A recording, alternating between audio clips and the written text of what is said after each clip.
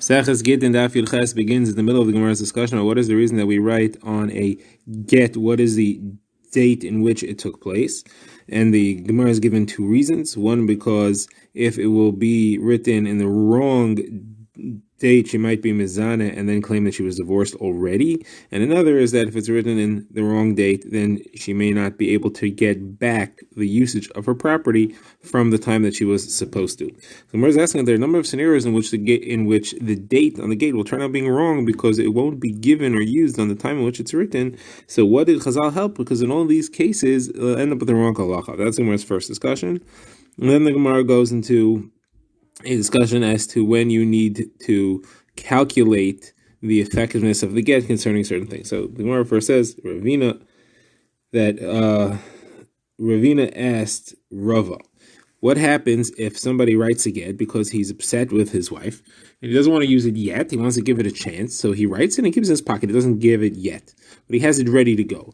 And he's hoping things will work out, then they don't work out, and he ends up using it a number of weeks, days, months later. So in that situation, it's written and signed and the date is one date, but it's not used till much later. It doesn't take effect until much after the date that's on the get. So you're going to have a big problem. The date is wrong. So what did you help by writing a date? It's going to have it'll be the wrong date. Someone says, no, people don't do that. No one writes a get unless they're ready to use it right then. That's a very severe step to actually write a get. If he's writing it, he's going to use it right away. Next one where it says that Ravina said to Rav Ashi, what if somebody brings a get from overseas? You're not going to know when it was written. You'll have the get. It'll have the date on it. Will reflect the time that it was written. And then you have months of travel in between. So the get will again have the wrong date. So what does it help that you made this rule if you can end up with many situations where it'll be the wrong date? Martha's on a case like that, we'll know. It's very famous. It's well known when somebody brings a get from overseas. And we'll be aware of it. So if they come to collect, or if we come to take her to court for infidelity later, we'll know that this came from overseas and we'll investigate what is the date in which it was given. We'll be able to figure out, find testimony as to when the get was actually chal. We won't rely on just the date itself. Now the Gemara brings a machlokes between Rav and Shmuel. And this is, when is the effectiveness of a get really take place if the date and the time that it was given is not the same? It was written one day, it was given much later. When is it actually effective? And we're asking concerning a specific halacha, and that is the halacha, you're not allowed to marry a woman within 3 months of her marriage to her previous husband. More has discussed the reason for that elsewhere. You have to wait 3 months from the end of her marriage, that is from the time she gets divorced, until she's permitted to be married. So when do you start counting the 3 months? From the time the get is written, from the time that the get is given, and she actually receives it. So Shmuel says from the time of the writing, Rav says from the time that's actually given it to her. So the Gemara has kashas, and the Gemara wants to show that there's a brayso that supports each one. So the Gemara first says, Rav Nosson bar Hoshea asked the kasha to Shmuel, how is it possible that you could have 2 women receive a get the same day, and they each become permitted a different day? Let's say one receives a get that has the date today, and one receives a get that has the date a month ago. So you said that it's effective, the 3 months begin from the date of writing. So that means they both got divorced the same day, but one becomes permitted a month before the other one. So it can be very confusing to people. So you can't do something like that. So the Gemara says, no, it's not a problem. People understand the date is different. They'll look at the get. They'll see that the date is different. They'll understand that that's not an issue. And the Gemara says it's a brayso like Rav and a brayso like Shmuel. The brayso like Rav says if somebody sends a get with a messenger to his wife and it takes the messenger 3 months to get there, from when she gets the get, she has to start counting another 3 months. Clearly showing, like Rav, that the 3 months only begin when it gets to her hand, not when it's written. It was written before the shliach set out.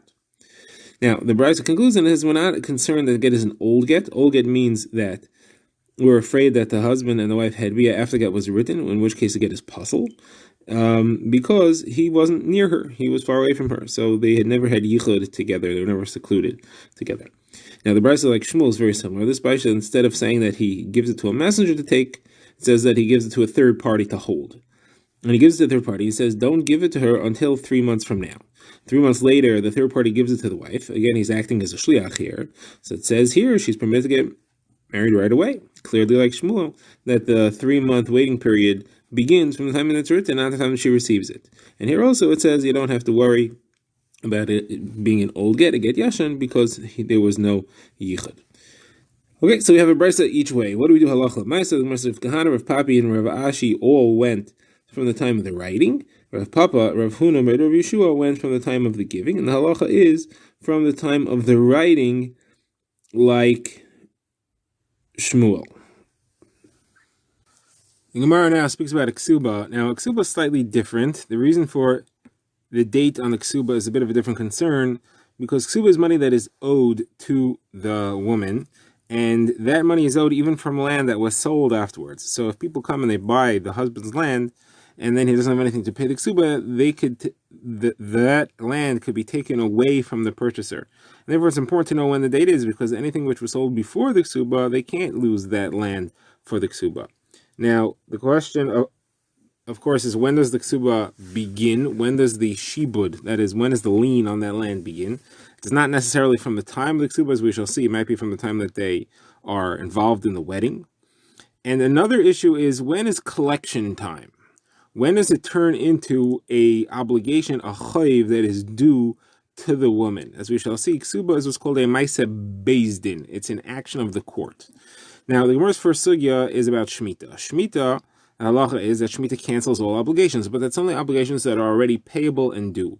A ksuba is an action of the court. It belongs to the court to collect. As long as that's the case, Shemitah doesn't cancel it. As we know, the whole function of a principle is to make it an action of the court. So when does a ksuba become cancelable by Shemitah? At one point has she begun to turn it into an obligation that's due and no longer an action of beis din? That's Gemara's first question. So the Gemara says, Rav says you have to have two things happen, and Shmuel says the same two things, but either or. What are the two things? So one is what's called pagam ksuba, that is, she begins to collect some of it. Once she collects some of it, it's already in pay mode. Once it's in pay mode, it's not a beis din action anymore. And the other thing is when she turns it into an obligation, she goes to court. The Gemara says it's called zakafal of b'milveh. That means she goes to court and she gets a psak that he has to pay it. At that point, it's payable. It's not a beis din action anymore. It's due. It's an obligation. So Rav says you need both of these things to happen. Shmuel says either one happens. Says Gemara is a brisa like both of them. The brisa like Rav says as follows. So what time is the ksuba canceled by Shemitah? When it is pagum and zakov, that is, when both of these two things happen. If you do one and not the other, it's not cancelable. It's still an action of beis din. It's not payable. Yeah, you have to do both of them. That's explicitly like Rav. A brisa like Shmuel talks about a number of different obligations one has to pay as an action of beis din. So that's oinus. Somebody rapes a woman, he has to pay a fine.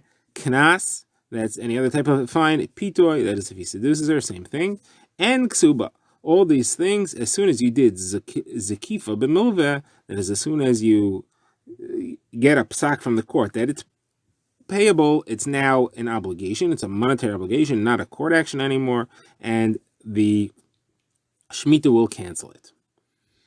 Now, says Shmuel, there's another way in which ksuba is like an action of the court. As that is an action of the court, even if it is written during the day and it's not signed until the night that follows, it is still collectible. You don't worry that the date is wrong. And the reason is because it's collectible from the time that the court makes their decision, not specifically from when it's written and not specifically from when it's signed. From when the court makes their decision, everybody knows about it. People who buy land after that, it's their own problem. And if they buy the land, there's a lien on the property already and they stand to lose it. And therefore, we don't care if the date precedes the signing. So it says Shmuel, the same thing is true for Ksuba. Ksuba, even if it's written during the day and the chuppah doesn't happen until nightfall, it's fine. This is Shmuel's opinion, because Shmuel says the obligation is from the time that they begin the closeness of the wedding, he says, and if that happened during the day, that is when the ksuba is payable. That's when he owes her the money. Anything that is sold after that time, that is under a lien, and therefore it's no problem if the date reflects that time and not the time that it was signed later at night, because that is really when it is due and payable, not from the time of signing. Now the Gemara brings an incident with Rav, which may prove that he agrees. So the story that happens is that Rav Chia, who's a son of Rav, his wedding was during the day and at night. That his ksuba was written during the day. The date was the day, but it wasn't actually signed until after Shkia, till nightfall. And Rav was there and didn't say anything. So the Gemara says, you see, he holds like Shmuel, that the lien really takes place from the time of the beginning of the wedding, from the time of the day, and not when it's actually signed. That's why he didn't want to say anything. So it's not necessarily that he holds that way. In this case, it could be that that was true, and that's because of something called a sukkah b'yisrael, and that is they were working on the ksuba the entire time. It took from before Shkia till after Shkia to get it completed. They were working on it the entire time. Then it's true that the lien begins from earlier. However, otherwise he would not necessarily say or agree that it's a Maisa based in like Shmuel said. The Gemara now refers back to the Mishnah. We saw the opinion of Rabbi Shimon, and we're going to analyze the opinion of Rabbi Shimon and bring in a related machlekes. So Rabbi Shimon had held that if you write a get, we're back to the get, if you write it during the day, it's not signed until the nighttime, even though it's effective, even though the simplest understanding would be that it's effective from the time of signing. And here the date on it is a date earlier. Shimon holds is not a problem. Now what potentially is a problem? So like we discussed, when she's going to come and claim the usage of her property, she's going to claim it from the time of the date on the get, and it's not really correct because the time of the date is the day earlier. So Rosh Hashanah says it's not a problem, it's kosher anyway. Why does he hold that way? So the Gemara says, Pshat in Rosh Hashanah is that the time that she has the rights to get the usage of her property back is not from the time that the get is signed and delivered, but from the time that he decided to divorce her. So if it's written during the day, a day prior to the signing, that is the correct time. That is the correct time she gets her property back, and therefore the date is accurately reflecting the time she gets her property back. So now the Gemara wants to know, this is all true if the delay is from just before she gets, just after she gets. It said it's off by 1 day. What if it's off by 10 days? It's written 1 day and then it's signed 10 days later. Would Reb Shimon still say that she gets her property back from the early date and therefore it's okay? Or would he say, no, here, this is a different problem? So the Gemara says, Rish Lakish and Rav Yochanan. Rish Lakish says this get is possible for a different reason. That's because since it was written 10 days before it was given, we're afraid that it's what's called a get yashan. That is that the husband and wife made up in between, and therefore they had bia. And whenever a bia takes place after the writing of the get's possible. You can't use it anymore. So Rish Lakish says if it's 10 days between writing and signing or some extended period of time, gets possible because we're afraid it's a get yashan. Rav Yochanan says you don't have to worry, it's not a get yashan. If it would be a get yashan, the neighbors would know. They would hear that the fighting stopped for a while, and therefore it would be well known. The fact that they don't know that means that they didn't make up. You don't have to worry that there was a bia in between. It's not a get yashan. All right, now the Gemara quotes another machlekes between Rav Yochanan and this one is Rav Yochanan and Rish Lakish. This one is also Rav Yochanan and Rish Lakish, but here these two machlokes will connect in the end, but now it's a slightly different subject. Here the subject is what happens if somebody says to 10 people, write a get for me, for my wife. So the Gemara first of all points out that he has to be saying all of you write a get. He has to have said kulchem, because if he didn't say kulchem, then he's only telling one person to write and 2 people to sign, and what we're about to discuss is not relevant. So we're talking about where he said all of you. Now what's the machlekes? So Rav Yochanan and Rish Lakish both agree everybody has to sign on it. The question is why? A get only needs 2 signatures.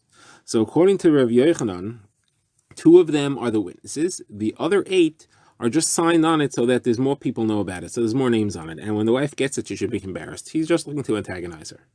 Rish Lakish says, no, all 10 are witnesses. He wants a get with 10 witnesses. They all have teras witness. What's the difference? So Gemara says there's a couple of practical differences between them. First of all, one would be if 2 of them signed the same day and the other 8 signed 10 days later.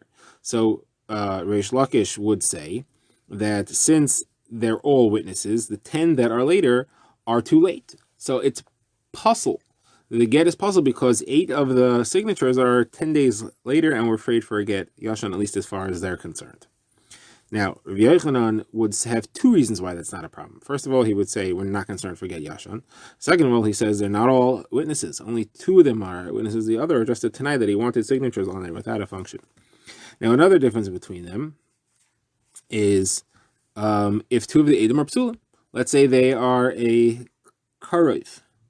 They're related to either him or her, or some other way that they're not kosher Edom. So the halacha is if 1 or 2 of a group of witnesses are puzzle, the entire edus is puzzle, even if there's hundreds of Edom. So here, according to Rav Yochanan, that only 2 are witnesses, it doesn't matter what the other ones are. If they're puzzle, everything's fine. According to Rish Lakish, that they're all witnesses, if 1 of them is puzzle, the entire group is puzzle and the get is no good. Now, says the Gemara, what happens if you go like Rav Yochanan, but the first 2 are the psulim? Do you say that it's possible because the first 2 are psulim? So here's the machlekes. Some say we view the first 2 as we just say the first 2 are not the witnesses. The first 2 are there for the tanai. They're there just as names, and the kosher witnesses are the later ones. Therefore, we don't care. Others say, no, we have to puzzle it because if we allow the first 2 signatures that are psulim, we allow to get to work, people are going to look at it and think, oh, really? these are the first two, these must be the ones who signed, and we see that they're psulim, they're going to learn a wrong halacha. And in other cases of a shtar, you're going to come out with a wrong halacha. Okay, now the Gemara brings an incident that happens. Gemara says that there was a guy who did exactly this. He said to 10 people, write a get for my wife, and sign on it. And what happened was that 2 signed on that same day, and the other 8 signed 10 days later. Exactly one of the cases we said is the difference here. So they came before Rabbi Shua ben Levi to find out what the halacha is, and he said it's fine because you could rely on Reb Shimon. What's relying on Reb Shimon? Reb Shimon is the one who said that the actual correct time when the get is chal, as far as her collecting, is from the time that he wanted to get written. And therefore, it doesn't matter that it was signed later. Signing late is not a problem. So when I asked about Rish Lakish said that that's only true if it's signed a day late, not if it's signed 10 days late. Gemara says, okay, because we all like Rabbi Yechanan who says that even if it's 10 days late, it's not a problem. So Gemara says, hold on a second. If you hold like Rabbi Yechanan, so then what do you need Reb Shimon for? It's kosher because even if the 8 later signatures are psulim, all you need is 2 of them to be kosher. The only one only there is a Tanai. So without Reb Shimon, it should be okay. So when it says in that machlekes, we're holding like Rish Lakish. So it comes out that we're holding like Rav Yochanan that the halacha is that it's okay if you have a 10-day gap from the time of the writing to the time of the signing, according to Rabbi Shimon. But we don't hold like Rabbi Yochanan as far